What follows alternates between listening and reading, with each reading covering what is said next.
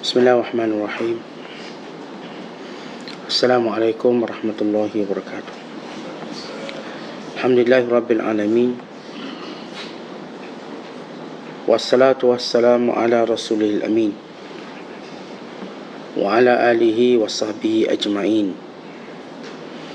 Amma ba'du. Qala al-musannifu rahimahullahu ta'ala wa nafa'ana Allahu bihi wa bi'ulumihi fid dharain amin. Telah berkata Imamul Allamah Syekh Abdul Qadir Al-Jilani, semoga Allah Ta'ala merahmatinya dan kita mendapat manfaat serta barakah ilmunya. Jiwamu itu sama seperti orang yang engkau mencintainya. Jika engkau tahu bahawa jiwamu itu adalah musuhmu yang mahu membunuhmu, nescaya engkau tetap menentangnya. Engkau menahan makan minum kepadanya, kecuali yang mesti dan yang perlu sahaja, kerana itu memang haknya. Tetapi engkau memang tidak sesuai diberikan tempat bersendiri. Engkau sesuai untuk didedahkan di tempat ramai di pasar. Engkau tidak sesuai untuk diberitahu tentang rahsia-rahsia Allah Ta'ala. Kerana orang yang mengetahui dari hal rahsia-rahsia Tuhan itu mestilah bisu. Siapa yang tidak memiliki rahsia Allah Ta'ala, hendaklah dia pergi menyendiri dari mata makhluk. Hendaklah dia bertapa dalam gua, atau di pantai, atau di sahara padang pasir, ataupun di tanah lapang yang tiada berpenghuni. Siapa yang tidak dapat mengumpulkan antara hukum dan ilmu patut dihajar dengan cambuk adab kepunyaan raja yang harganya mahal sekali. Dia berkata begitu pada masa susahnya dan fakirnya. Celaka engkau memohon dunia dan akhirat, lalu engkau mengaku mencintai Allah. Wahai bodoh, engkau mendakwa diri mencintai Allah Ta'ala, dan engkau minta daripadanya supaya dia menolak mudarat dan memberi manfaat buat dirimu. Pergi jauh ke sana dan minggir dari sini. Engkau bukan dari golongan ini. Engkau hamba manusia, hamba jiwa dan hawa nafsu, hamba syahwat. Kami ada teropong, ada perisik dan ada firasat untuk mengetahui siapa engkau. Hai orang yang mendakwa-dakwi, apa ini semua?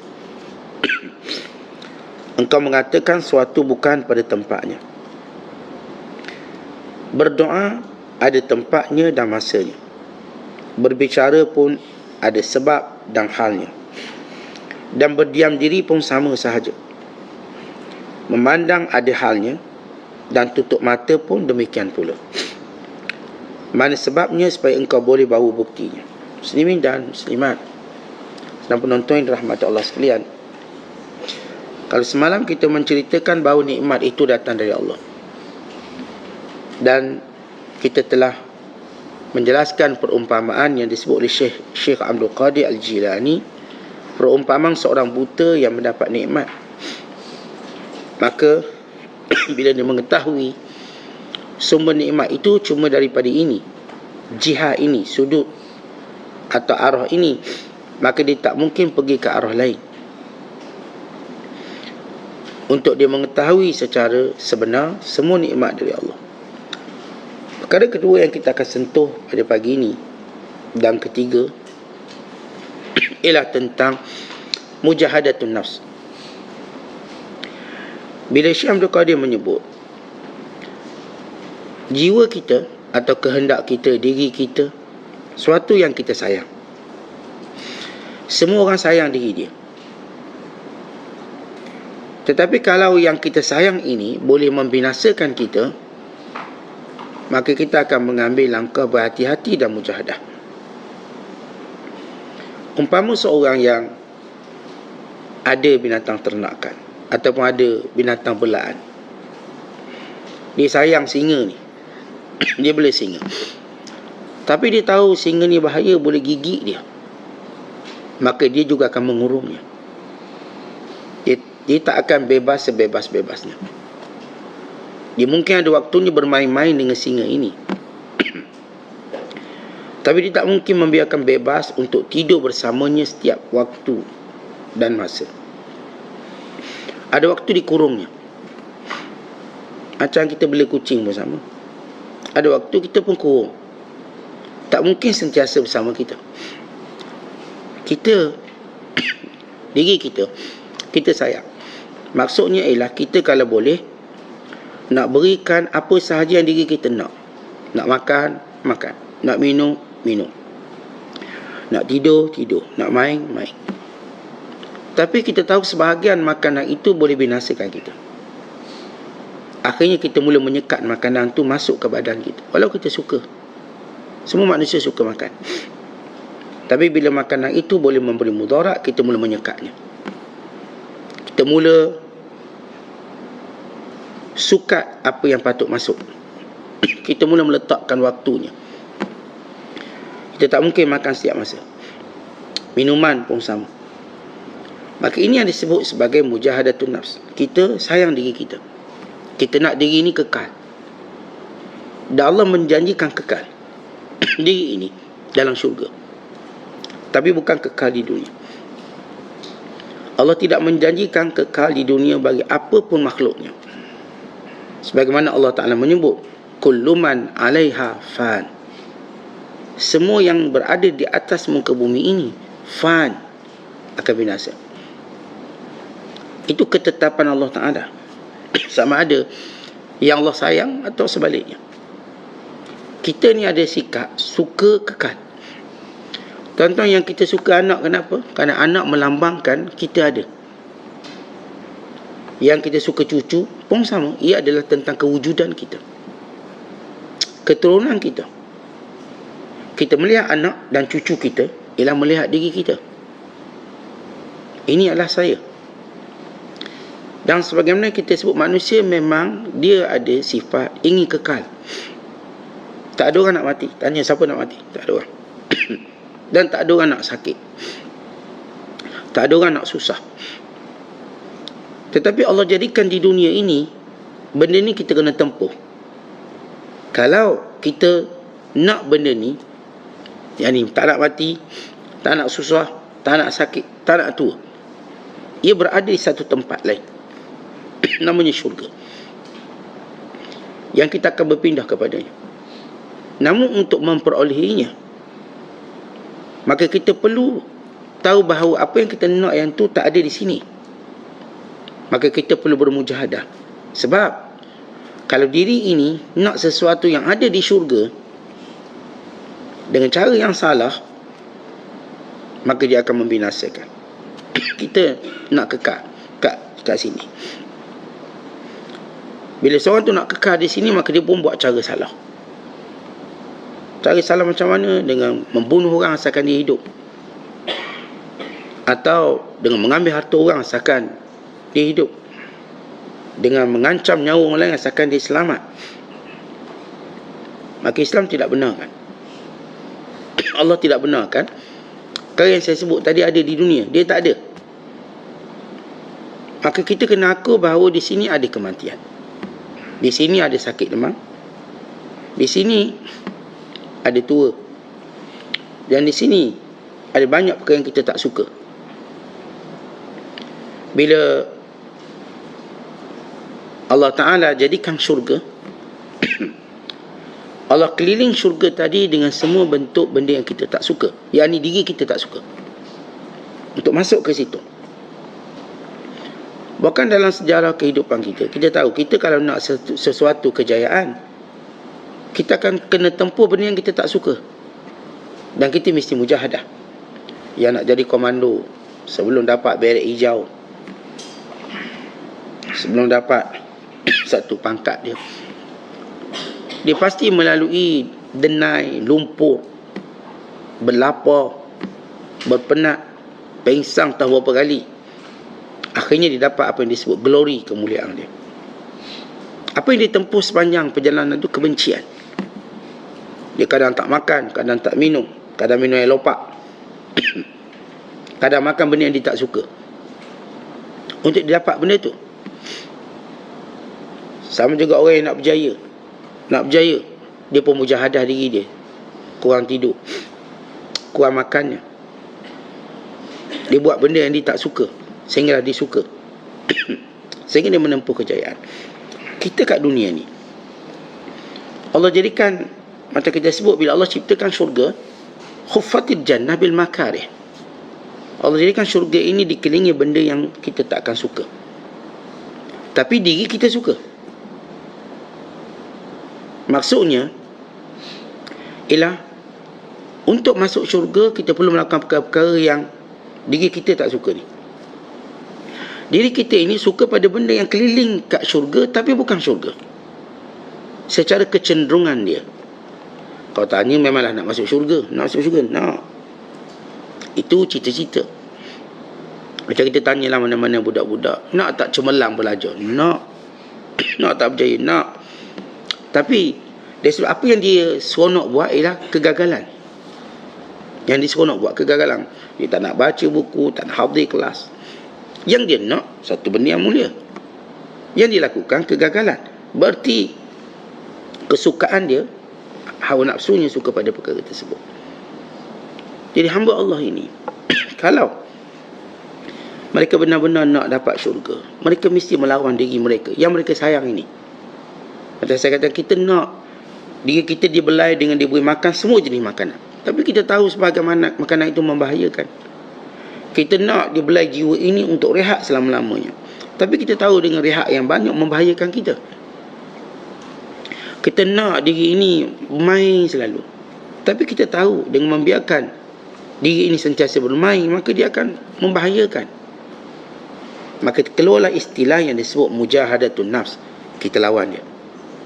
Kita lawan diri kita, lawan diri kita sendiri, lawan kehendak kita sendiri. Maka bila kita nak lawan kehendak kita, kita nak lawan apa dia? Contoh, kalau kita nak gaduh dengan orang, mesti ada asal nak gaduh ni sebab apa? Tak apa, saya nak gaduh dengan dia. Saya tengok dia, oi apa ni? Tak mungkin orang yang normal jumpa je orang terus nak gaduh. Dia mesti ada asas kenapa saya nak gaduh dengan dia, dan asas tu mesti kuat. Kita tuan-tuan bila tengok orang bergaduh, asasnya tak kuat, kita kata dua-dua ni tak cerdik, dia lah gaduh, dia kecil. Tapi kalau kita melihat seorang bergaduh dengan asas yang kuat, itu memang dia berhak pertahankan diri dia. Seorang bergaduh kenapa ada orang nak ambil hartanya, maka dia pertahankan. Maka kita kata dia orang baik, kan dia pertahankan hak dia. Tuan-tuan, kita nak masuk syurga, tapi bila nak masuk syurga, kita kena gaduh dengan diri kita. Kerana diri kita ternyata buat benda yang kita akan masuk neraka. Pertama, kita kena tahu syurga itu milik siapa? Milik Allah. Allah cipta. Kemudian Allah beritahu, syurga ini aku sediakan pada orang bertakwa, yang ikut perintah aku, yang tinggalkan laranganku. Bagaimana Allah sebut dalam Quran, uiddat lil muttaqin, disediakan kepada orang yang bertakwa. Ini syurga. Maka kita tahu takwa itu maknanya suruh dan larang. Maksudnya buat apa yang Allah suruh, tinggal apa yang Allah larang, itu takwa. Maka diri kita ini dia cenderung untuk buat apa yang Allah larang, dan dia malas untuk buat apa yang Allah suruh. Maka kerana itu kita lawan diri kita. Sebab kalau kita ikut diri kita ini, kita tak menentangnya, walau kita sayang, maka dia akan membinasakan kita. Oleh sebab itu, bagaimana kita nak melarang diri kita ataupun melawan diri kita ni? Bila kita hidup di dunia, kita banyak buat benda yang merugikan. Bila Allah Ta'ala sebut dalam Quran, wal as, demi masa, innal insana lafi khusr, sesungguhnya semua manusia melakukan kerugian pada dirinya, illa allazina amanu wa amilus solihat, melainkan orang yang beriman dan beramal soleh. wa tawasaw bil haqq, yang sentiasa berpegang dengan kebenaran, berpesan dengan kebenaran, wa tawasaw bis sabr, dan sentiasa bersabar dalam ketaatannya kepada Allah. Baik, Allah Ta'ala sebut, pertama Allah beritahu manusia semua rugi. Kerana seorang bila ikut segala kehendak dia, dia rugi. Dia pasti akan rugi. Dia ikut apa kehendak dia. Sedangkan dia duduk dalam negeri yang ada peraturan. Tuan-tuan datang Malaysia. Tuan-tuan duduk Malaysia. Kat Malaysia ada peraturan. Lalu kita pun buat ikut kehendak kita. Apakah rugi atau tidak? Tuan-tuan pergi Singapura. Singapura dia ada peraturan. Lalu kita masuk negara tu, kita buat ikut kita. Kalau kita nak langgar, kita langgar lah pun syarat. Kita nak parking sana, kita parking. Kita akan rugi. Kita pergi ke Arab Saudi. Dia ada peraturan. Lalu kita pun nak ikut kita. Senang ikut kita daripada ikut peraturan, mana susah. Mana-mana kita suka. Dekat airport lagi kita ikut kita. Orang beratur, kita pun potong queue. Itu pasti kena tendang keluar. Orang suruh dengar hal ni, kita tak nak dengar, kita pun sumbat penjara. Ada peraturan. Tak boleh ikut kita. Kita hidup kat dunia, ini milik Allah. Kita tak boleh ikut hidup cara kita, Allah turunkan peraturan. Maka faham peraturan ini. Jahil tentang peraturan tidak menjadi satu excuses ataupun alasan. Kalau tuan-tuan pergi satu negara buat kesalahan, tuan-tuan tak, saya tak tahu, tuan-tuan tetap dihukum. Kalau tak tahu tentang peraturan bukan satu alasan. Saya tak tahu benda ni salah pula, tetap kena. Awak kena sebab awak buat salah. Termasuk jalan salah. Cik, saya tak tahu ni jalan salah. Tak, awak kena denda. Sebab seorang beri alasan tak tahu, dia bukan satu alasan. Kerana sepatutnya awak tahu. Awak datang negara orang, awak kena tahu. Misalnya ada negara bawa emas tak boleh. Satu kesalahan jenayah besar. Negara Bangladesh bagi contoh. Siapa yang bawa emas dalam beg kargo dia, dia akan didakwa. Bawa emas tu macam bawa dadah. Kalau negara kita bawa dadah. Akhirnya orang ni dipenjara puluhan tahun kerana bawa emas. Ada orang duk berniaga emas, dia tengok Bangladesh murah, dia beli. Tak dalam beg, ingat boleh. Dekat custom dia. Dia tak tahu punya undang-undang Bangladesh keluarkan emas itu satu jenayah besar. Sama macam negara kita keluarkan dadah. Tak dadah. Akhirnya seorang pemuda Malaysia dipenjara lebih daripada 20 tahun kerana bawa emas. Tak dibenarkan. Dia tak boleh kata saya tak tahu. Undang-undang tak akan terima kata tak tahu. Sebab bila awak masuk negara ni, satu benda yang awak kena tahu, awak kena belajar undang-undang yang asas, yang tahu benda ni salah. Tuan-tuan pergi ke Mekah, kita pun bawa cecair dalam beg kita, bawa shampoo sekian, kena rampas. Boleh tak kita kata saya tak tahu? Tahu ke tak tahu, benda tu kena rampas.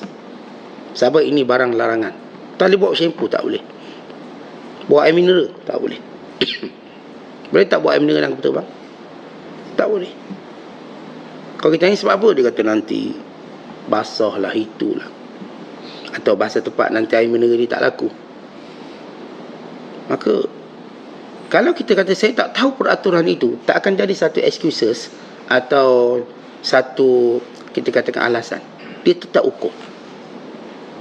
Semua orang sepakat satu dunia. Tuan-tuan, kalau langgar peraturan, walaupun sebut tak tahu, tetap kena. Ni ada orang Malaysia duduk luar negara, dia rotang anak dia, dan negara tu rotang anak satu jenayah. Walaupun tak cedera, akhir kena penjara. Kat rumah, kat kampung saya biasa je rotang anak. Kat negara kita tak salah. Negara tu rotang anak salah. Anak tak boleh rotang. Walaupun rotang tak cedera. Akhirnya, kan dulu kita riuh seketika, seorang perempuan Malaysia kena penjara kerana rotang anak. Anak dia bukan anak orang. Dan dia rotang setakat pakai hanger macam tu. Taklah anak dia sampai masuk ICU. Tapi jiran sebelah tengok, report, tangkap. Dia tak kata, saya tak tahu pun peraturan tu. Sebab mak saya pukul saya lagi teruk. Tak ada alasan. Tetapi semua orang faham benda ni, bahawa awak tak tahu tentang peraturan, itu tak peraturan. Allah Ta'ala jadikan dunia ini, Allah buat peraturan. Kalau setiap negara, dia ada peraturan. Dan dunia ini Allah punya, maka Allah buat peraturan. Maka kita tak boleh hidup kat sini ikut suka kita, ikut suka saya lah. Walaupun benda tu kita rasa macam kita terhibur, kita seronok. Tapi apa yang kita buat itu boleh membahayakan kita. Maka kita kena lawan diri kita sendiri. Macam saya katakan, tuan-tuan pergi luar negara, kita tak suka beratur-beratur, tapi kita kena beratur, itu peraturan ni. Kita kalau boleh start nak marah immigration dia, tak boleh awak marah masuk penjara. Ni kalau undang-undang Singapura, kita tak boleh angkat suara pada polis, tak boleh. Denda dia 3,000. Kalau kita angkat suara bentak polisnya, kita mungkin kena. Kat Malaysia tak apa, angkat suara tak apa. Dia tak ada kesalahan tu. Kalau dekat Amerika lagi teruk. Kita kesalahan jalan raya pun dia boleh tuding pistol dia untuk tembak kita. Tu salah jalan raya, boleh keluar pistol. Kita kat Malaysia tak boleh. Kita sebab bawa laju, tak boleh pula polis keluarkan pistol. Dia boleh keluarkan saman. Kat sana polis boleh keluarkan pistol. Sebab dia kata yang bawa laju mungkin penjenayah. Maka dia suruh kita keluar dalam keadaan dia sentiasa pegang pistol dia. Silap sikit kena tembak. Tu dia kata mengancam keselamatan dia. Tu kat sana banyak yang ditahan polis ditembak. Khususnya orang kulit hitam. Maka orang kulit hitam cukup marah. Undang-undang dia macam tu. Dan kita, saya katakan satu dunia terpaksa aku lah, mana-mana undang macam tu kena ikut. Orang Islam pergi Perancis tak boleh pakai purdah, kena ikut lah. Walaupun kita selalu pakai purdah, katakan pakai purdah kena denda 700. Denda dia bukan RM700 duit Malaysia, 100 pound lebih. Denda 100 euro lebih. Satu, mereka buat undang-undang, jadi apa pun ikut. Kita macam saya kata, suka buat apa yang kita nak. Tapi kita kena tahu setiap benda ada peraturan. Peraturan tu teruk ke tak teruk, itu hal kedua. Tapi yang kita tahu dia ada peraturan. Maka dalam dunia ni Allah akan adakan peraturan. Maka kita tak boleh buat apa yang kita suka. Kita nak minum arak, kita nak judi, kita nak ngumpat orang, kita nak fitnah orang, kita nak kutuk orang, kita nak hina orang. Tak boleh. Kerana semua benda tu kalau awak buat, awak akan membinasakan diri awak. Kita umpat orang. Seronok umpat orang, gosip. Lama kelamaan, apa yang kita umpat itu berlaku pada diri kita, atau berlaku pada orang yang kita sayang. Dia tu teruklah perangai, dia tu buruklah, sekian. Yang kita cakap tu akan berpindah pada kita. Tuan-tuan, sebab tu kita tengok orang yang duk keji orang teruk sangat. Last kali apa yang dia keji tu dia buat. Dia keji orang tu, dia keji orang ni, akhirnya dia sekali. Dia ikut sekali. Kan Islam letak peraturan, kalau kita benci pun jangan marah melampau-lampau. Dia ada hak dia. Dan Allah akan uji prinsip kita. Prinsip kita pasti akan diuji. Jadi mujahadah ini penting untuk kita sentiasa mengawal diri kita tidak melakukan apa yang Allah Ta'ala suruh. Para ulama ketika mana membicarakan tentang bagaimana kita nak bermujahadah melawan keinginan kita, yang merupakan satu perkara yang agak sukar. Yang pertama, kata mereka, setiap kali kita melihat larangan Allah, setiap kali kita mengetahui larangan Allah, lalu kita rasa kita mungkin terjebak pada larangan tersebut, maka katakanlah, ma'adzallah, inni akhafullah. Moga Allah melindungi, aku takut Allah. Setiap kali kita hawa nafsu kita cenderung nak buat sesuatu yang Allah larang, maka bagaimana sikap kita? Sebut ma'azallah, perlindungan Allah. Inni akhafullah, aku takut Allah. Ini yang dilakukan oleh Nabi Allah Yusuf. Ketika mana Zulaikha dengan cantik dia, dengan seksi dia, dengan tempat tertutup dia, tempat tu tutup, dalam rumah kunci pintu, lalu menggoda Yusuf AS. Dan Yusuf tahu dia pasti terjebak.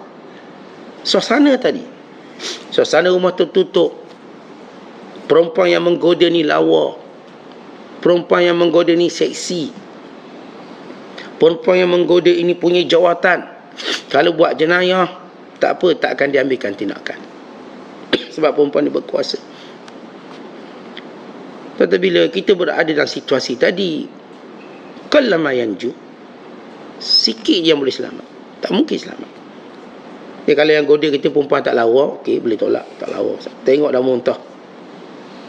Kalau yang goda kita ni, dia tak ada apa pangkat, dia kita tak mungkin terjebak semudah itu. Tapi kalau saya katakan semua kekuatan godaan itu mampu menumbangkan siapa sahaja. Hatta Allah menyebut godaan ini pada Nabi, untuk Allah beritahu kepada kita bahawa seorang yang minta perlindungan kepada Allah, hatta seorang Nabi pun dia tak boleh kata aku dah kuat iman, aku boleh, pun dia kena minta perlindungan dengan Allah. Maka Nabi Yusuf kata apa? Ma'azallah, inni akhafullah. Ma'azallah, perlindungan Allah, aku takut Allah. Dan tu orang hulu rasuah, kita tengok tak ada duit bulan ni. Bulan ni lah nak prepare anak-anak sekolah untuk tahun depan. Dah bajet ni. Dengar pula cerita ekonomi tahun depan tak berapa elok sangat. Dengar pula cerita duduk tengok macam tak berapa menjanjikan kita harapan yang baik. Lalu orang pun bagi rasuah. Allah, banyak pula rasuah. Dia kalau rasuah sikit kita tak rasa sangat. 10,000 bagi. Kita gaji 3,000 sebulan. Bagi rasuah 10. Macam mana kita nak tolak? Nafsu kita nak, tapi bila ambil binasa kita. Maka katakan ma'azallah, perlindungan Allah, inni akhafullah, aku takut Allah. Nescaya Allah akan selamatkan kita. Setiap kali kita terdedah dengan benda yang mungkar, yang saya katakan dorongannya kuat untuk menarik kita, tak kira lah semua benda. Kita bagi contoh, baik zina, baik rasuah, baik kawan-kawan yang jahat, duk berkawan kawan-kawan jahat sampai lalai solat. Katakan ma'azallah, aku berlindung pada Allah daripada kelalaian ini. Inni akhafullah. Kawan ni kita kata tak apalah man, kita solat lain kali lah, hari ni kita enjoy, kita qada. Hari ni kita banyak aktiviti ni, main air lagi, aktiviti panjat gunung lagi, itu ini, tak ada solat hari ni, kita solat esok. Tentu ni semua kawan kita sayang. Kawan rapat. Kadang-kadang kita gathering alumni, kita gathering apa ni, kawan-kawan lama. Kawan lama tak jumpa ni 10 tahun, 20 tahun. Ni semua baik-baik kita dulu. Ya, paling indah sekali geng-geng sekolah menengah kita. Seronok jumpa kawan-kawan sekolah menengah. Kawan-kawan tadika tak seronok sangat, kenangan tak banyak. Tapi kawan-kawan sekolah menengah, kelas 1 sampai kelas 5 SPM, tengah kita semua jadi monyet pula tu. Cinta monyet. Tengah kita nakal masing-masing perangai. Cerita banyak.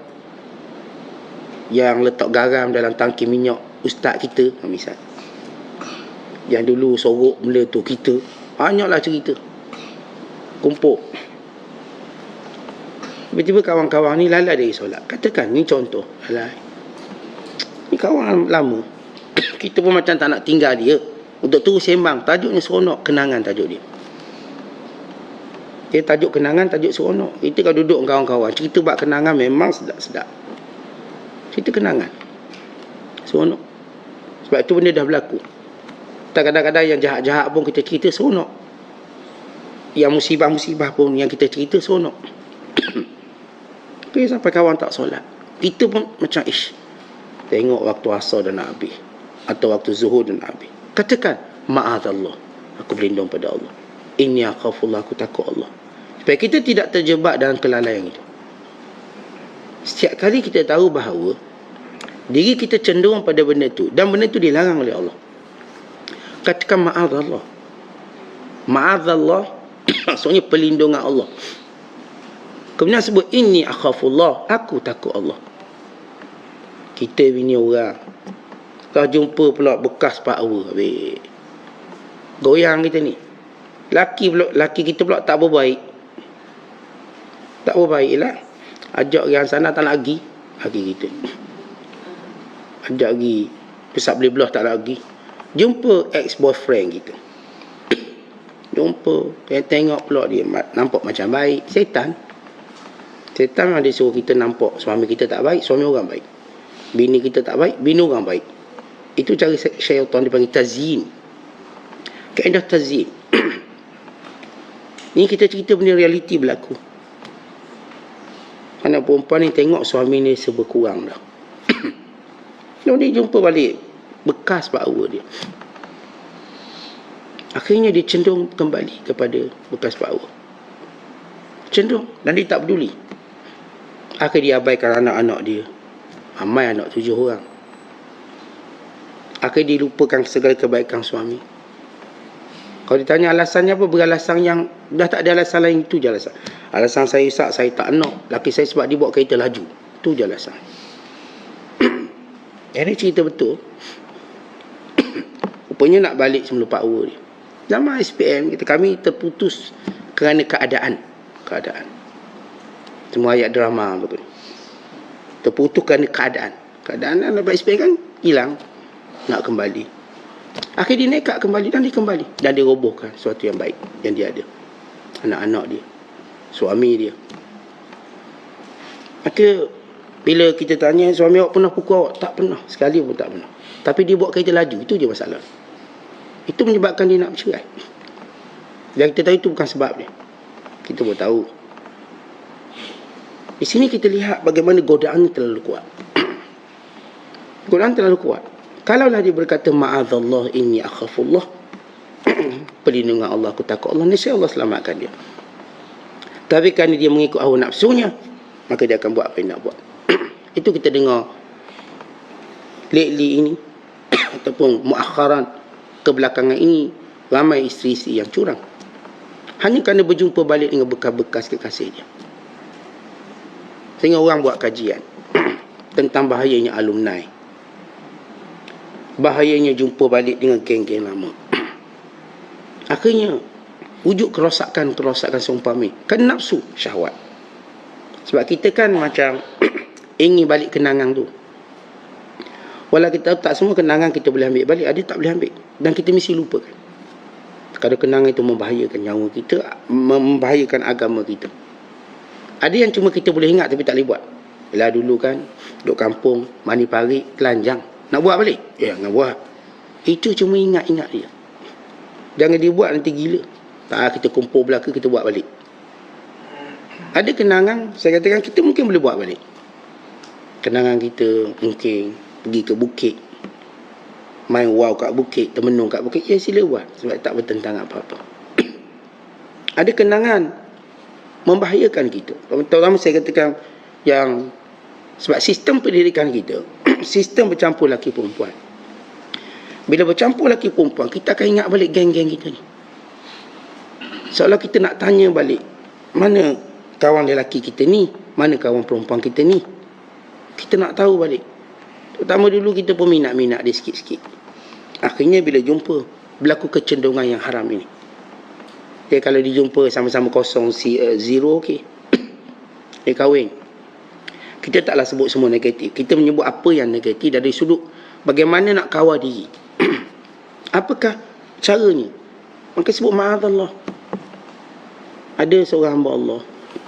Masalah dia ialah dia bersuami tapi dia cinta lelaki lain. Satu hukum cinta lelaki lain akan awak bersuami hanya adalah haram. Jadi saya tahu haram. Tapi saya tetap nak cinta lelaki ni. Saya seronok, saya berhubung dengan dia. Saya kata tak boleh, haram. Tak dibenarkan dalam Islam. Perbuatan tu pasti akan mendatangkan bala musibah. Tapi oleh kerana tak mampu, kita awak tak mampu, awak kena pindah kerja. Supaya awak tak jumpa dengan lelaki yang awak nak. Sedangkan awak tahu ada suami dan suami awak okey dan sebagainya. Maka ajaran ataupun benteng paling baik, kita taklah salahkan mutlak pada dia. Sebab kita ada gangguan dalam diri. Nafsu kita ni kuat. Dan nafsu kita, Kalau namanya ombak yang robohkan segala penempatan di tepi pantai, nafsu lebih kuat pada tu.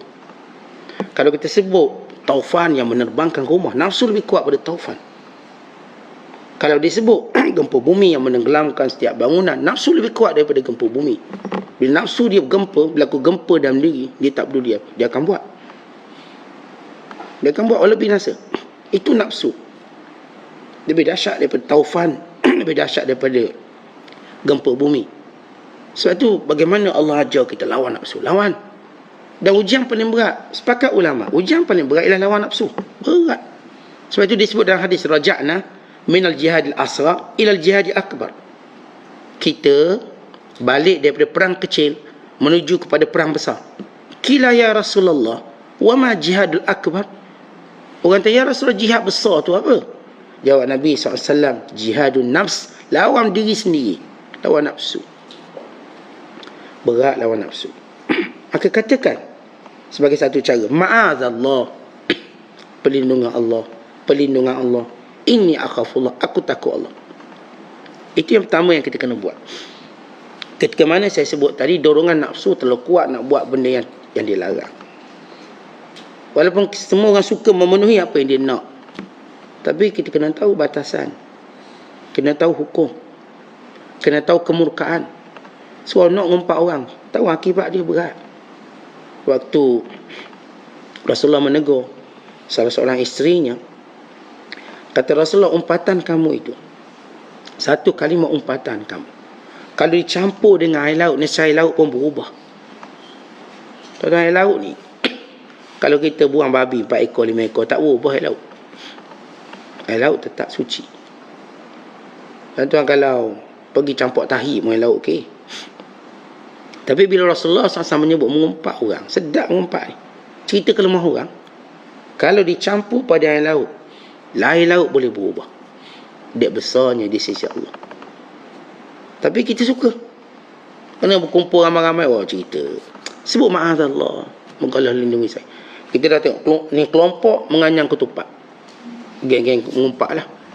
Ni kelompok siang bawang, geng-geng membawang, geng-geng Melaka ni. Ni masuk semua kena ni, semua ni cerita ni cerita ni. Dari jauh tengok orang panggil Aminah sini, dua-dua panggil puak ni, puak A, puak B. Kita dah kenal ni, kita pun tak lemah. Sebab kita kalau masuk grup ni, lagi banyak kita ngumpat pada dia, lagi power kita. Maka cepat-cepat sebut ma'azallah, inni akhafullah, aku takutkan Allah, perlindungan Allah aku takut. Takut terjebak, tuan-tuan. Sama juga kita lelaki, macam saya kata, kita jumpa geng-geng lama kita. Ini bikers jumpa geng-geng bikers lama. Ini geng-geng basikal lama. Ini geng-geng Vespa lama. Geng-geng rambut belah tepi Vespa, sikat belakang. Ini geng-geng beca. Jumpa belakang. Geng-geng apa nama ni, orang lama. Kita pun tahu, kita dah tahu apa kerosakan dalam, kita tahu sebab kita pernah berada dalam tu, dan kita dah keluar, kita dah insaf. Tapi geng ni panggil balik. Maka katakan ma'adallah, perlindungan Allah, ya Allah perlindunganmu, inni akhafullah. Jangan lagi kita masuk yang menyebabkan kita buat benda yang tak betul. Itu satu. Yang kedua, kata ulama, bila mana kita nak jauhkan daripada kehendak diri kita, ialah tangguhkanlah, tangguh. Satu ketika Haris Mahasibi, dia berjalan kawan-kawan dia, jalan, kata kawan-kawan dia, Syekh, dahaga, dahaga, boleh tak kita minum air telaga depan tu? Lalu kata Syekh, jangan, telaga satu lagi. Lalu mereka pun berjalan sampai ke telaga satu lagi. Syekh, air ni boleh tak? Telaga satu lagi. Kemudian dia onggok lagi sampai tak bunyi lagi nak minum air. Lalu kata Haris, kata Bishr Al-Muhasib, kata Bishr Al-Hafi, bukan Haris Muhasib, Bishr Al-Hafi, demikian kita mendidik hawa nafsu kita.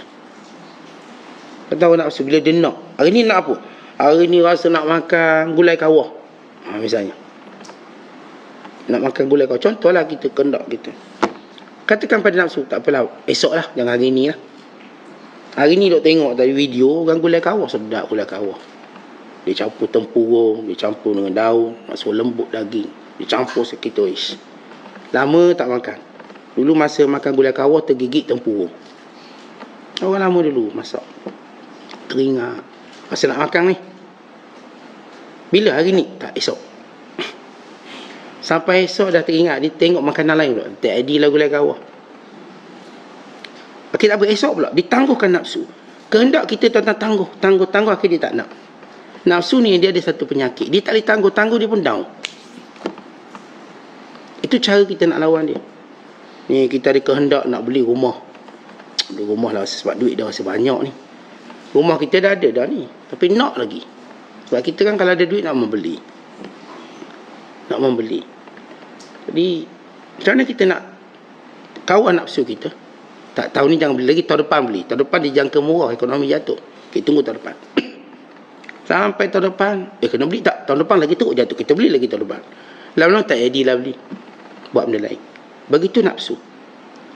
Nafsu waktu dia nak, kita tangguhkan dia, dia terus down, jatuh. Dia tu jadi lemah. Dia tak, nafsu ni kalau kita terus layan dia cepat, dia kuat. Tapi sewaktu kita tangguh, saat bini saya ni suka beli emas. Macam mana saya nak kawal dia? Senang je, awak tangguh je. Bang, nak beli emas ni? Nak beli emas ni. Ada duit ni saya dah simpan, abang pengen apa. Bila awak nak beli? Saya nak beli esok. Gini, minggu depan. Boleh minggu depan? Okey, minggu depan. Suruh dia dengar kuliah tasawuf dulu, kuliah mati dulu, kuliah sekian. Lepas tu bini kata lagi, bang, janji tak minggu depan?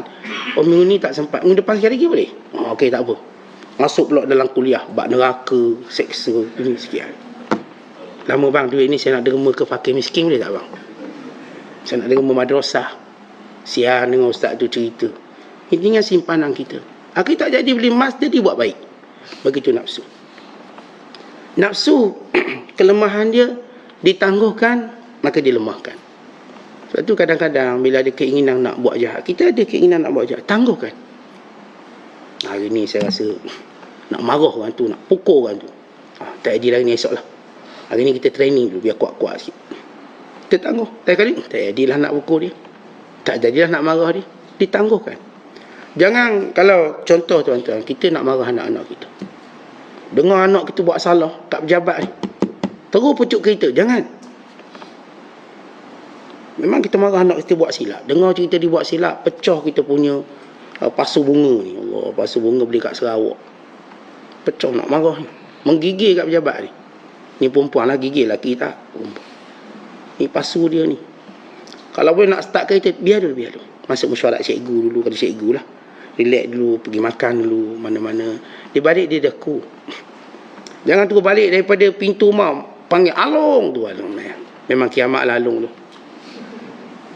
Jangan buat benda lain dulu. Lama-lama dia boleh kawal marah dia. Dan dia boleh kontrol hukuman dia dengan baik. Sebab tu para ulama kata, jangan pukul anak kamu ke mana kamu marah. Kerana kamu tak akan mendidik dia. Tapi biar tenang dulu kemarahan sampai, okey, masa tu kau nak pukul. Tapi masa tu kita tak akan pukul lagi sebab dah tak marah. Kita pun cakap lain kali jangan buat macam ni. Pernah abah buat. Pernah abah beli. Pernah umi beli. Jauh ni. Kita lebih rasional. Itu cerita nafsu marah. Itu cerita nafsu jahat yang lain. Tangguhkan. Kita delay ke kehendak dia. Dan saya dia akan lemah. Sebab itu cara kita buat tu untuk mengawal diri kita. Ini namanya mujahadah. Dan yang ketiga, yang ketiga kata ulama, jauhi diri kita daripada benda-benda tersebut. Kita tahu nafsu tu akan kuat bila berada tempat ni, bila berada bersama orang ni. Maka jauhi dia benda tu, jauhi. Sebab itu dalam Quran Allah sentiasa sebut. Ini para ulama buat satu kesimpulan namanya sadduz zara'i. Sadduz zara'i, tutup ruang-ruang ke arah itu. Allah sebut dalam Quran, wala taqrabuz zina, jangan kamu mendekati zina. Dekat jangan. Allah Ta'ala tak sebut jangan berzina, jangan dekat zina. Tuan-tuan, melarang mendekati tempat itu lebih kuat berbanding jangan buat benda itu. Kita sebut kalau kita tak nak bagi anak kita terlibat dengan dadah, kita tak kata jangan isap dadah, jangan kawan dengan orang dadah. Jangan kawan tu, kawan pun jangan isap dadah, kawan pun dia jangan duduk dekat dengan orang-orang macam tu. Maka jauhi tempat yang menjadikan nafsu kita bermaharajalela. Jauhi tempat tersebut. Itu cara kita bermujahadah supaya kita dapat mentaati Allah. Yang keempat, kata ulama, raqib nafsak wa ghudda basarak. Sentiasa mengetahui Allah memerhatikan kita dan tundukkan pandangan. Nafsu dia kuat dengan pandangan. Tetapi bila kita memandang, maka nafsu menjadi besar. Bila kita tunduk pandangan, nafsu jadi kecil. Tetapi kita kalau gaduh dengan orang, bagaimana jadi gaduh bila tuan-tuan tengok dia? Tengok. Dia berkata, apa tengok-tengok? Dia pun tengok lagi. Tenung memang teruk. Tundukkan pandangan. Jangan tengok dia. Bila kita tak tengok dia, maka kita telah mengawal nafsu kita dan nafsu marah kita. Jangan ditengok. Jangan tengok benda-benda yang menjadikan nafsu kita membesar atau jadi kuat. Dan letakkan suatu pengawasan bahawa Allah memerhatikan kita. Allah tengok kita. Contoh rasuah, kalau kita bagi contoh rasuah tadi, jangan ditengok duit rasuah tu. Dia letak dalam sapu surat. Baik. Kita kata tak, saya tak nak. Atau kejap-kejap tengok dulu dalam ada berapa. Tengok habis. Tengok banyak rupanya. Ingat ke sikit. Dek tengok tadi terjebak. Tata mata ni dia berkait khas dengan hawa nafsu kita. Siapa yang suka tunduk pandangan, nafsunya mengecil. Tata kita tak tengok perempuan, kita pun tak ada keinginan untuk lakukan benda yang tak elok. Tata kita tak tengok benda-benda yang buruk-buruk, kita pun tak nak buat benda buruk. Kita video TikTok ke apa benda ke, tengok yang baik-baik supaya mata kita boleh tengok yang baik, hati kita akan plan untuk buat benda baik. Kalau mata benda tengok benda tak elok, maka hati kita juga akan berfikir untuk buat benda yang tak elok. Ni tengok yang kita katakan, kalau orang jenis suka tengok drama lah. Dia tengok drama yang kita katakan berkait dengan hawa nafsu, maka dia pun akan buat benda yang sama. Cuba kalau tengok drama yang sikap membantu, menolong, contohlah kalau ada filem-filem yang lebih bersifat menonjolkan kebaikan, maka dia akan fikir nak buat baik. Kan itu yang dia tengok. Hari ni kalau kita nak tengok masyarakat kita, macam mana saya nak kenal masyarakat saya? Maka tengok drama, tengok filem. Itulah masyarakat kita. Kalau filemnya lebih ke arah cinta, mana masyarakat kita ni suka bercinta. Kalau tengok filem tu banyak gaduh, masyarakat kita masih suka gaduh. Tengok masyarakat kita ni suka buat lawak jenaka, masyarakat kita masih suka menipu. Yang suka tengok lawak jenaka, dia cenderung untuk menipu sebab dia suka buat lawak, maka dia pun menipu. Maka itu kecenderungan kita dapat baca masyarakat. Sebab itu selalu orang kata bahawa filem adalah jelmaan kepada akhlak masyarakat. Sebab orang buat filem, dia akan tengok demand masyarakat nak apa. Orang masyarakat nak ni, dia akan buat apa yang masyarakat suka. Lalu orang pun pakat tengok. Jadi kita sendiri, tuan-tuan, kalau pandangan kita tengok filem-filem yang saya katakan tak elok, lalu itu perangai kita, dan itu nafsu kita. Tengok filem gaduh suami isteri, tu gaduh, maka itu yang kita buat dalam rumah tangga kita.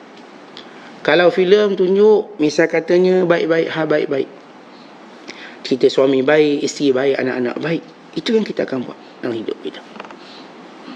Anak-anak kita buat benda tu, makanya kita sebut tundukkan pandangan pada benda yang tidak elok pada perbuatan kita. Jangan ditengok. Kita pun orang gaduh pun tak nak tengok. Kenapa? Kita juga kecenderung ke arah tu. Jangan orang gaduh, saya tak nak tengok ni.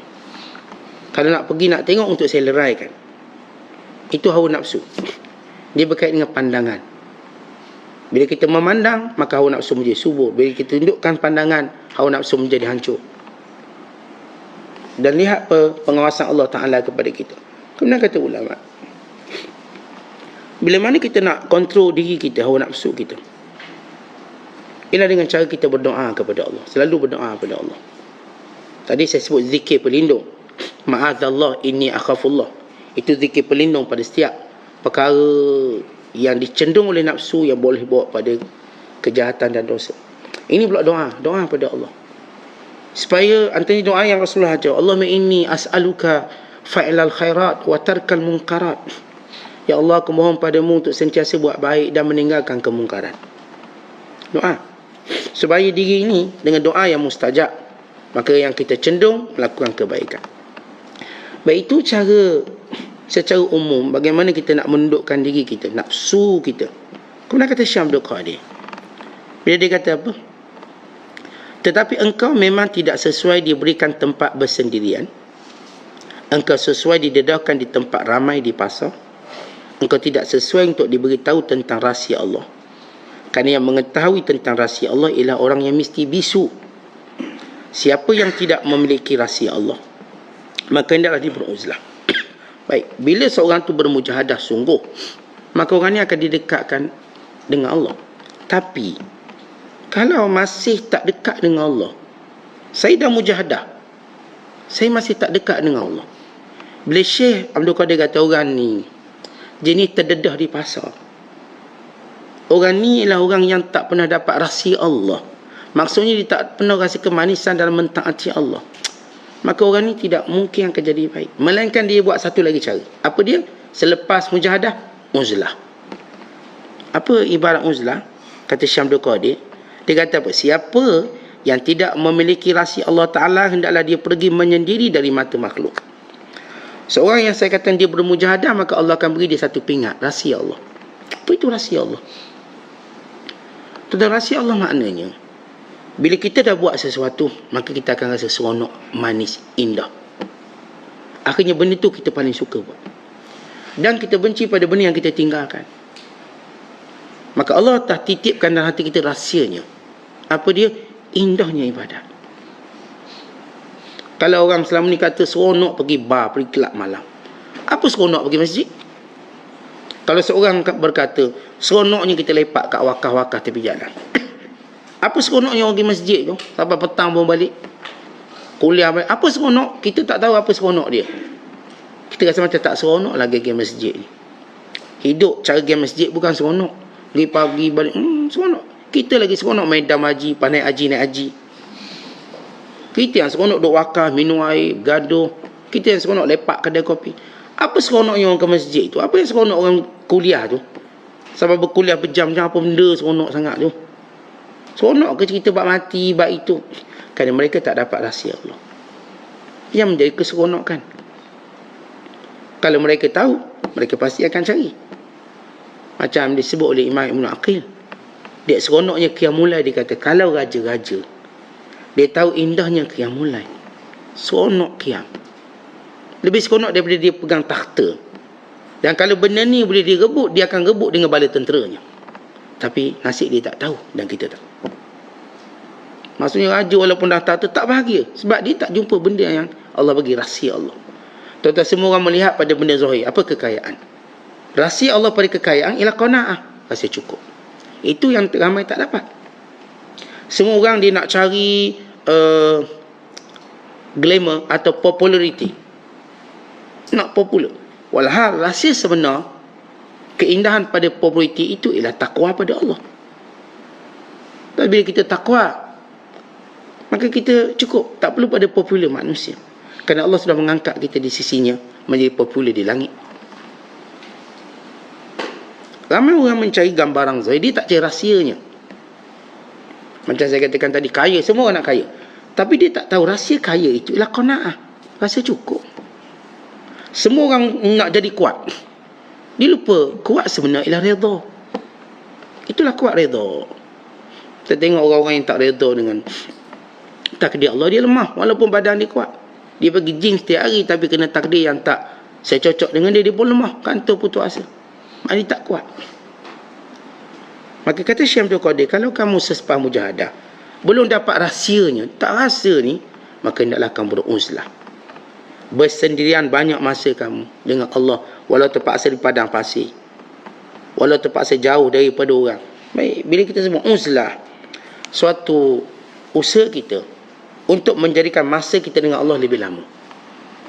Satu usaha kita untuk beribadat lebih banyak. Satu usaha kita untuk merasakan kemanisan dalam bermunajat kepada Allah. Satu usaha kita untuk berfikir tentang kebesaran Allah. Dan satu usaha kita untuk muhasabah, mengenangkan kehidupan kita ini dari mana ke mana, bagaimana kesudahan. Dan bila kita sebut tentang uzlah, yakni menyelamatkan diri kita daripada maksiat yang mengenai kita. Dan bila kita sebut uzlah juga bererti kita nak elakkan kejahatan kita daripada kena pada orang lain. Kadang-kadang kita dah baik, punya baik, tapi kejahatan kita masih orang dapat, menyebabkan kita hilang kemanisan dalam ibadat. Kita dalam benda-benda jahat, kita boleh lagi kena ke orang lagi. Walau kita dah baik ni baik. Saya dah baik, tapi ada je kejahatan saya ni kena ke orang. Kita, tuan-tuan sekalian, bukan kita sekadar kita tak nak kejahatan orang tu sampai kat kita. Kejahatan kita pun jangan sampai kat orang. Ada benda-benda saya masih belum boleh melindungi diri saya daripada kejahatan ini sampai pada orang. Kadang-kadang saya juga ada keinginan untuk menghina orang. Misalnya, cakap sikit saya menghina. Jadi itu saya nak elak. Maka ini namanya tujuan uzlah. Kenapa kita uzlah? Kita sebut tadi sebab kita nak banyak masa dengan Allah. Dan kita nak banyak ibadat dengan Allah. Sebab kita nak rasa lazat bermunajat kepada Allah. Sebab kita nak berfikir untuk tentang kebesaran Allah Subhanahu Wa Taala. Sebab kita nak jauhi daripada kejahatan manusia pada kita. Sebab kita nak jauhi kejahatan kita pada manusia. Dan sebab kita nak jauhi benda haram. Benda haram tu kita nak jauhi. Dan juga supaya ilmu Allah menetap di hati kita. Tuan-tuan saya, bila pergi pasar, saya pergi pasar, maka saya akan tengok semua benda haram ada kat pasar. Pendedang aurat. Saya cuma nak tengok, nak beli sayur. Tapi nak sampai ke gerai sayur tu, banyak mana benda haram saya mungkin buat. Walaupun bukan sengaja, saya dah bukan niat saya. Tapi kita akan tengok kat pasar, tuan-tuan, dengan pakaian tak tutup aurat, dengan hiburan yang melampau, dengan jerit sana menipu sini. Itu pasar. Bila saya masuk dengan keperluan saya untuk beli sayur, maka saya terdedah dengan benda ni. Sedikit sebanyak dia beri kesan pada saya. Mesti beri kesan. Anak-anak kita, tuan-tuan, kita bawa tempat-tempat yang macam ni, sedikit sebanyak dia juga pengaruhi watak anak kita. Sebab itu Nabi SAW kata, kita ni bila pergi pasar dengan tujuan. Habis tujuan kita balik. Tak ada kita nak lepak sana.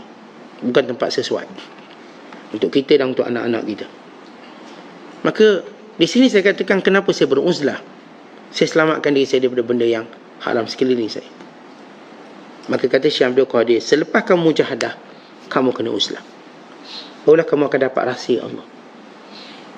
Itu dia punya kriteria seorang itu diterima ataupun tidak. Bila kita sebut istilah rahsia Allah atau disebut sirrun asrarillah, artinya kita akan rasa bagaimana dekatnya Allah dengan kita. Ini yang disebut oleh para ulama sebagai maqam ihsan. Ihsan, kata Nabi SAW, anta'budallah ka'annaka tarah illam yakum tarah fa innahu yarak. Kamu sembah Allah macam Allah tengok kamu. Kalau kamu tak rasa Allah tengok kamu, kamu tahu Allah tengok kamu.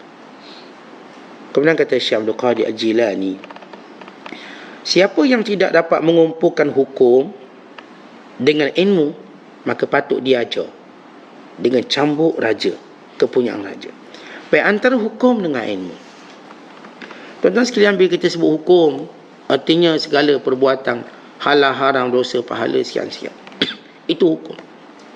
Dan bila kita sebut ilmu, ya ilmu ni lebih luas, termasuk ilmu mengenal diri dan sebagainya. Ada orang, dia cuba pisahkan hukum dengan ilmu. Kononnya dia mengenal Allah, maka dia tak sembahyang. Kononnya dia dah kenal Allah, maka dia pun tak pergi haji. Konon ilmunya telah menyampai kepada hakikat, maka dia meninggalkan hukum hakam. Dia tak nak ikhtiar, dia tak nak usaha. Maka orang ni patut diajar, dicambuk dengan cambuk raja. Maksudnya, orang yang memisahkan antara hukum dengan ilmu pasti akan dihukum. Seperti saya katakan, ada orang dia belajar mengenal diri, akhirnya dia mengabaikan hukum. Dia berkhalwat dengan perempuan, kononnya dia sudah dibentengi oleh Allah dengan makrifat, tidak mungkin digoda oleh syaitan. Maka dia bebas pergaulan. Dia mungkin tinggalkan sembahyang, dia mungkin tinggalkan Jumaat atas alasan dia sudah mendapat makrifat Allah. Dia bersuluk dan tak keluar solat Jumaat. Maka semua benda ini akan dihukum oleh Allah. Hukum satu benda yang kita kena tegakkan. Dan ilmu satu perkara yang menjadi rahsia antara kita dengan Allah. Kemudian kata Syekh Abdul Qadir, lepas cerita tentang ilmu dan juga hukum, dia berkata begitu pada masa susahnya dan fakirnya. Baik orang yang benar-benar kuat hubungan dengan Allah, dia tak akan berubah cara dia dekat dengan Allah dalam semua situasi. Susah, senang, sakit, demam, sama. Hampir kita tak nampak apa beza dia. Waktu dia kaya dalam mengingati Allah, dan waktu dia miskin. Waktu dia berpangkat dengan waktu tak ada pangkat. Ini Umar bin Abdul Aziz. Ketika mana dia lantik jadi khalifah, ibadatnya tidak kurang sedikit pun. Dia tetap bangun qiyamul lail daripada malam sampai subuh, persis bagaimana sebelum jadi khalifah. Maksudnya tak adalah lepas jadi khalifah qiyamul lail pun dah tak ada. Dia sama juga kesibukannya dalam menuntut ilmu. Kalau dahulu dia akan ke masjid, duduk dengan para ulama. Hari ini dia khalifah mungkin tak berkesempatan demikian, tapi cara dia, dipanggil ulama untuk duduk bersama dengan dia. Tapi dia tetap ada masa. Dia tak berubah. Sebab itu kita nak kenal seorang tu benar-benar wali Allah. Antara sifat mereka, dia tak berubah. Beri apa pun sama. Betul. Kalau dia dalam keadaan senang, sama. Susah, sama. Kalau dia jenis pemurah, senangnya pemurah, susahnya pemurah. Kalau dia jenis baik, dalam keadaan baiknya dia baik, dalam keadaan marah pun dia baik. Dan kalau dia sudut ibadat, dalam keadaan sibuk pun dia ibadat, dalam keadaan senang pun dia ibadat. Kita macam tak nampak mana beza dia. Sebab hamba Allah takkan nampak perbezaannya di si manusia. Orang kan nampak di satu benda yang saya katakan, yang kita sebut istiqamah. Sama. Itu yang kita sebut Umar bin Abdul Aziz. Sebagai contoh. Dia, ulama mengatakan, dia solat hampir 100 rakaat setiap malam. Itu yang dilakukan sebelum sehingga menjadi khalifah, sehingga dia mati dengannya. Maksudnya dengan kebiasaan itu. Kalau jenis baca Quran sekian banyak, sibuk macam mana pun baca Quran. Kita boleh kenal istiqamah orang sebab para ulama sepakat bahawa istiqamah itu lebih baik daripada 1000 karamah. Istiqamah itulah ibu pada keramat. Kalau kita sebut karamah ni tadi, dia ibu dan induk pada karamah ialah istiqamah. Tuan-tuan, kalau kita dah dapat istiqamah, tak payahlah fikir nak jalan atas air. Oh, nak dapat karamah jalan atas air atau darat. Ia terlalu kecil nak dibandingkan dengan Allah beri kita istiqamah dalam agama. Dari muda sampai ketua kita menuntut ilmu. Dari muda sampai ketua kita jaga solat jemaah. Dari muda sampai ketua kita baca Quran, kita berzikir. Dari muda sampai ketua kita memuliakan para ulama, orang-orang soleh. Maka inilah kewalian yang sebenar. Dan ini ibu kepada karamah. Sebab itu orang yang faham, dia akan buru karamah yang bersifat istiqamah, bukan memburu iqa. Karamah yang berbentuk kaifiat atau berbentuk contoh-contoh yang kita sebut. Kalau orang faham, macam saya sebutlah, kalau orang faham, orang cari bahagia, bukan orang cari kaya. Orang tak faham, dia cari kaya sebab dia ingat kaya tu bahagia. Tak, cari bahagia. Ikut mana bahagia tu terpulang, tapi saya nak bahagia. Kita suami isteri, jangan cari kaya, cari bahagia. Kita orang start dah pakat nak cari kaya, dia dua-dua kena kerja, akhirnya tak bahagia. Anak pun kena kerja. Sebab ni Umi dah target, lagi 3 tahun kita jutawan. Anak kena kerja, suami kena kerja, semua kena kerja. Dia menganggap kaya tu bahagia, dia tak dapat benda tu. Sebab tu kalau orang tu cerdik, saya katakan, dia cari bahagia, bukan dia cari kaya. Kalau lah bahagia tu pada kaya, ya, saya, bila saya nak bahagia, kalau dengan kaya saya bahagia, saya akan ambil kaya lah. Kalau dengan miskin saya bahagia, saya ambil miskin. Saya tak kisah, asalkan saya bahagia. Apa yang saya bahagia? Tuan-tuan, kalau duduk rumah ni kita bahagia, okey. Kadang-kadang duduk rumah banglo, dia tak bahagia. Apa, hantu banyak sah?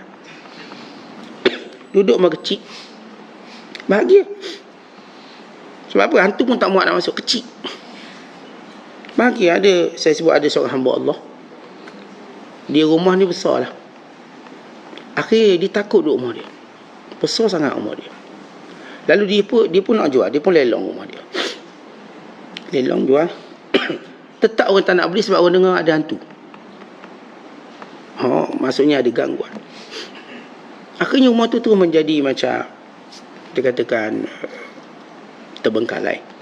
Ni orang kaya, terkenal. Duit dia ratus-ratus juta. Dolar. Bukan ringgit, dolar. Akhirnya rumah ditinggalkan. Dia tak bahagia di situ. Benda yang sama saya kata, kadang-kadang tuan-tuan, bahagia kita duduk rumah kecil je kadang-kadang. Kadang-kadang bahagia kita duduk rumah besar. Sebab saya suka tetamu datang, saudara mara datang. Jadi bukan cerita kecil besar rumah, tapi bahagia. Kat mana bahagia awak? Cari. Sama juga saya kata, orang yang kenal Allah, dia bukan cari karamah, bersifat berjalan tahayul, istiqamah. Orang yang tahu apa itu karamah, maka dia akan cari istiqamah. Sebab itu kalau kita boleh istiqamah, Alhamdulillah Allah beri istiqamah. Itulah dia kewalian yang sebenar. Alhamdulillah saya kata, saya daripada muda sampai ketua, saya minat ilmu. Mudah-mudahan ibu akhir begitu. Saya dari muda sampai ketua, saya jaga solat jemaah saya. Saya daripada muda sampai ketua, saya jaga baca Quran saya. Dari muda sampai ketua, saya menghormati orang-orang soleh, orang-orang baik. Dari muda sampai ketua, saya jaga semua amal-amal soleh. Tapi kalau begitu kita dapat, Masya Allah. Itulah karamah yang kita cari dan semua hamba Allah cari. Itulah hamba Allah yang kita sebut ahli makrifat cari. Mereka bukan mencari berjalan atas air, tidak juga terbang di udara, tidak juga mereka dapat sekian perkara yang aneh dan ajaib pada pandangan orang, tak. Tetapi bila mereka mampu untuk mentaati Allah setiap masa, sakit dan sihat, sibuk dan juga keadaan lapang, maka inilah kebahagiaan sebenar pada kekasih Allah. Wallahu a'lam. Assalamualaikum.